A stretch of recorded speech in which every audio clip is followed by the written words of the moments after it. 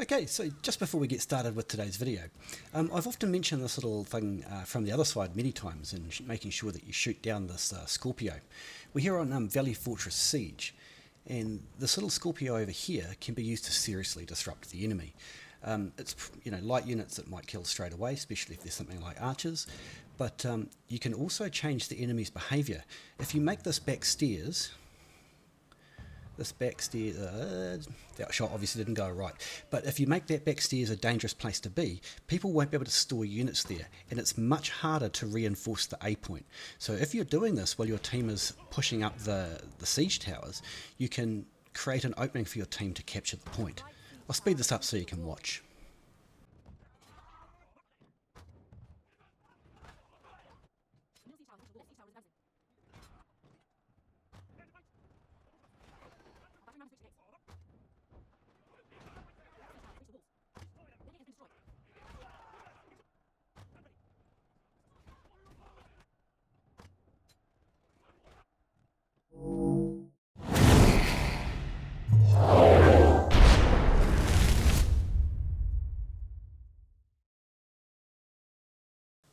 Hey boys and girls, it's KnightStalker here. Welcome along today to Harbour City Siege. Check it out. Today I'm going to use my usual strat for Harbour City, so we're going to get the Martellalori, we're going to get a culver, and we're going to knock down all of those artillery on the wall. Just let our team know that we need more people to push siege. We don't have enough peasants, so we'll just take care of that real quick. We've got Keshigs for once we get inside the walls. Keshigs are an absolutely ridiculous unit. And we've also got the Modao Battalion, who are anti-Keshig. So there's so many of those little beggars around right now. Looking down the teams, we have a few muskets. They have fairly balanced teams, so there's nothing to write home about here at all. Let's get into the battle. And here we go now with our very beautiful loading in animation.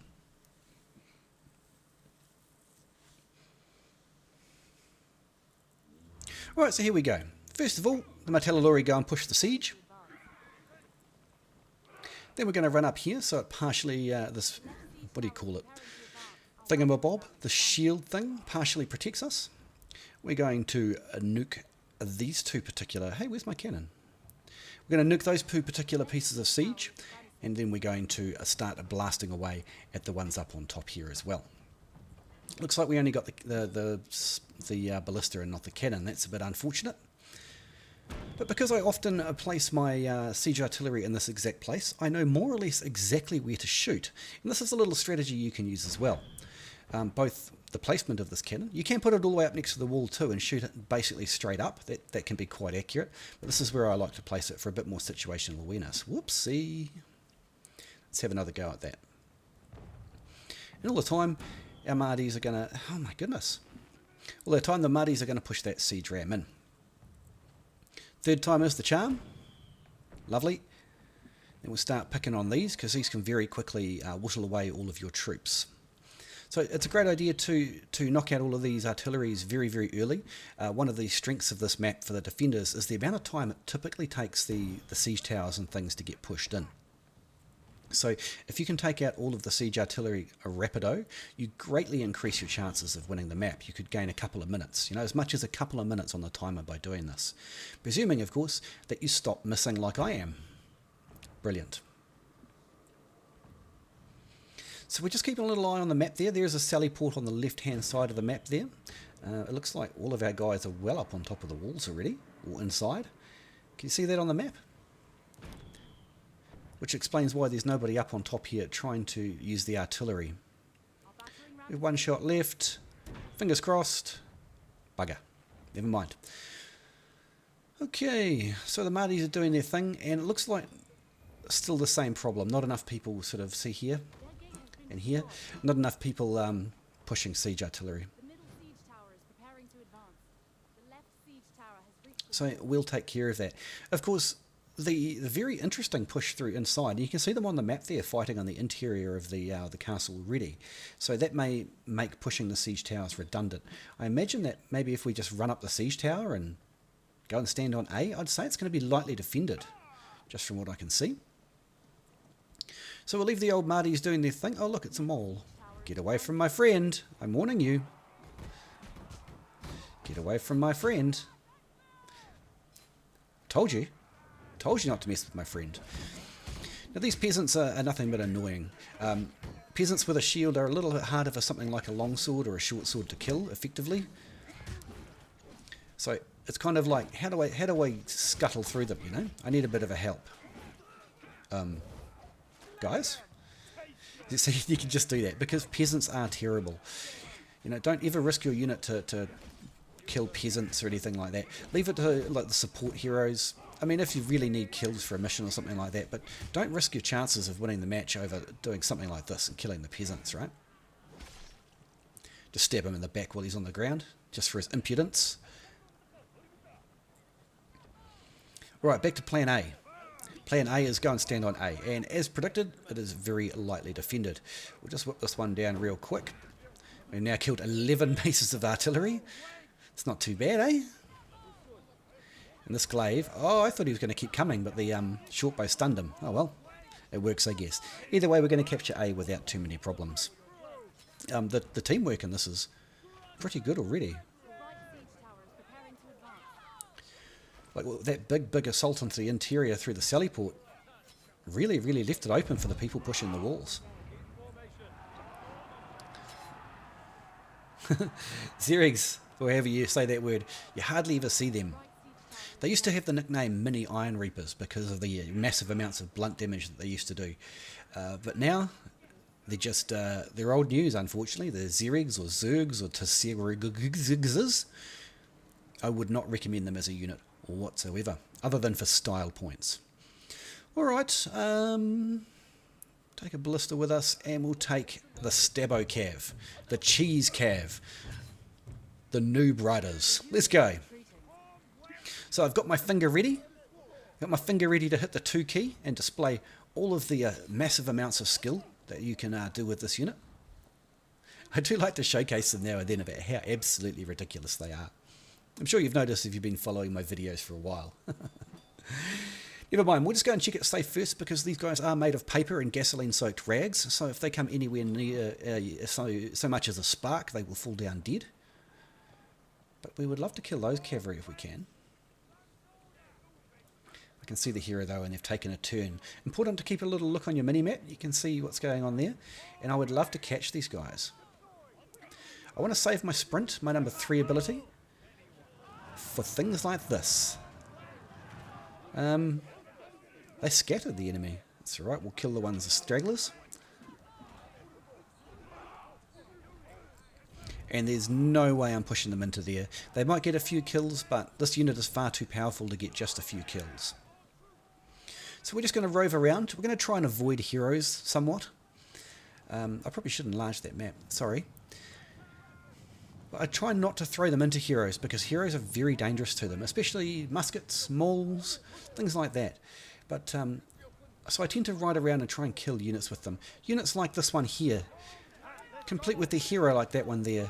And so we're going to use all our skill now and our game knowledge.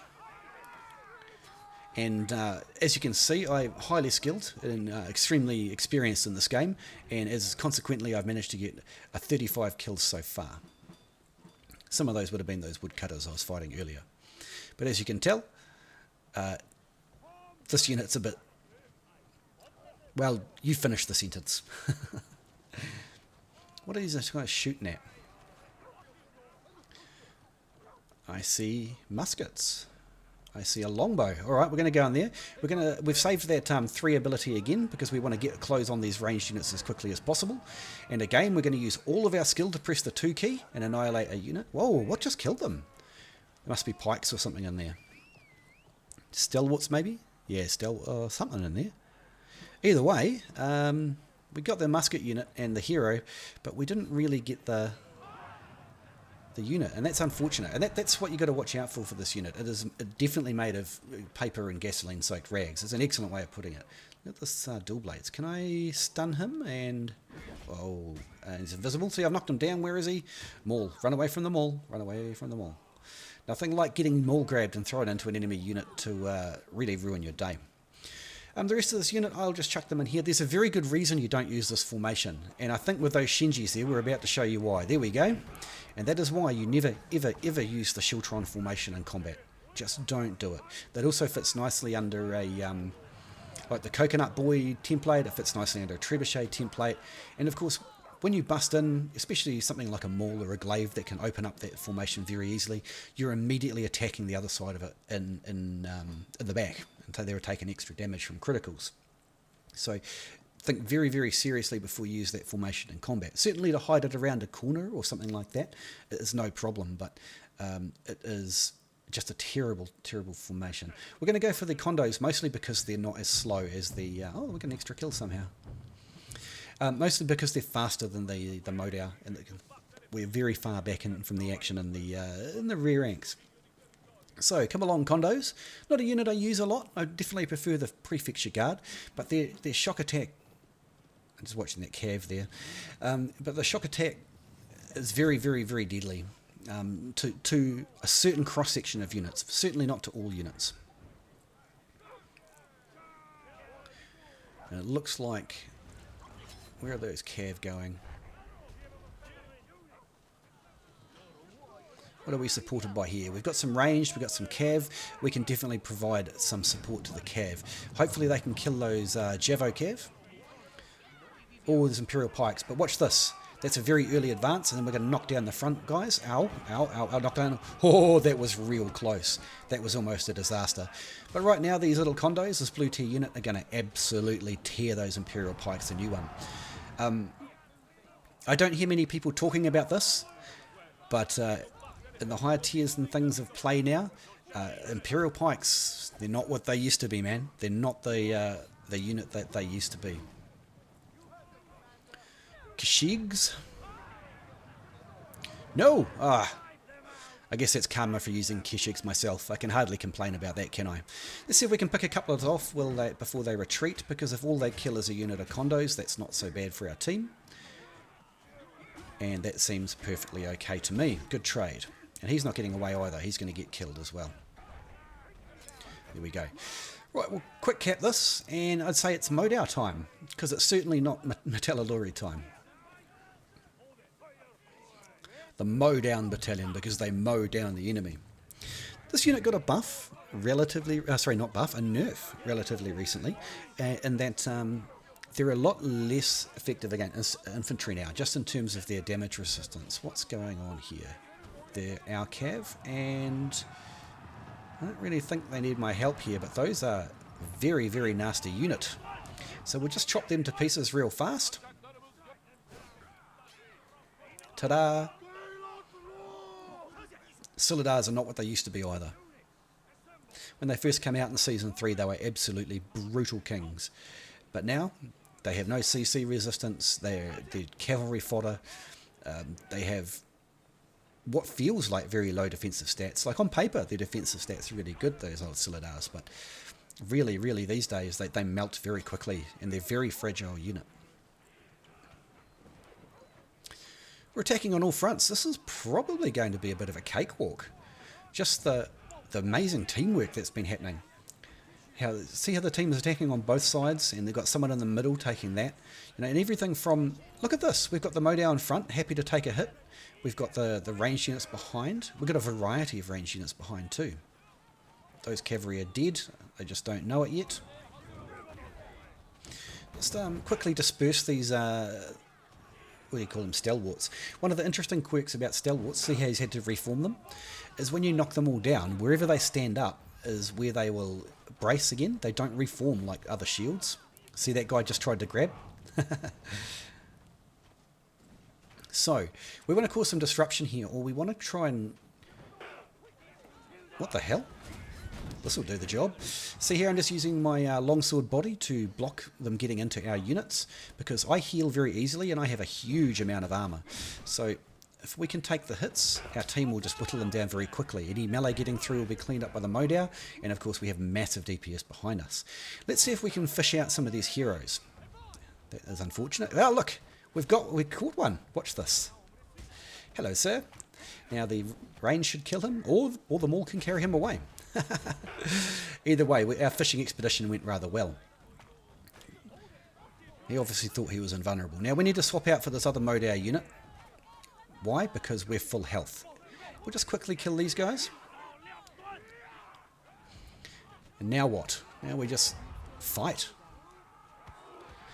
But we need to disrupt the flow of the battle, mostly because we're not going anywhere. So something has to happen. Ow, ow, ow, ow, ow.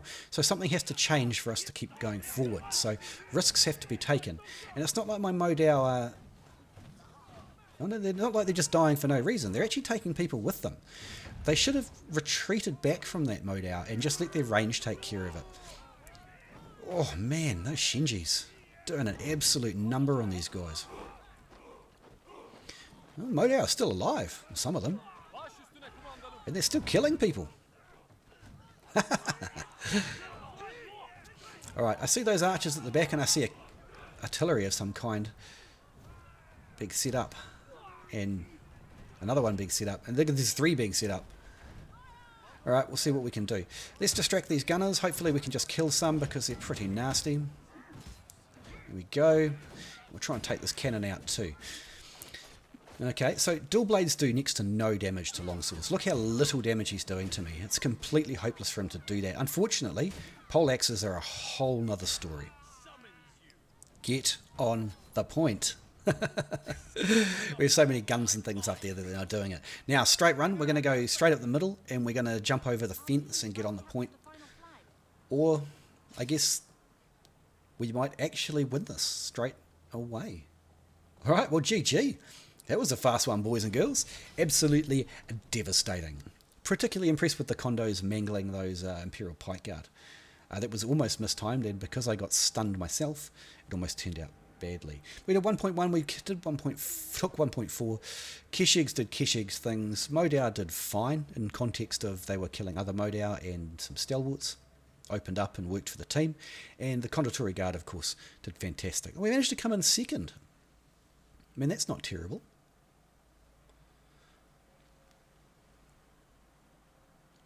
All in all, a particularly fast, but also a particularly good game with very good teamwork and some teammates who really knew what they were doing. How did that guy kill 47 longbows? How are there even 47 longbows in the match? Oh well, boys and girls, I hope you learned something new or you just enjoyed the battle. Thank you so much for coming to my channel.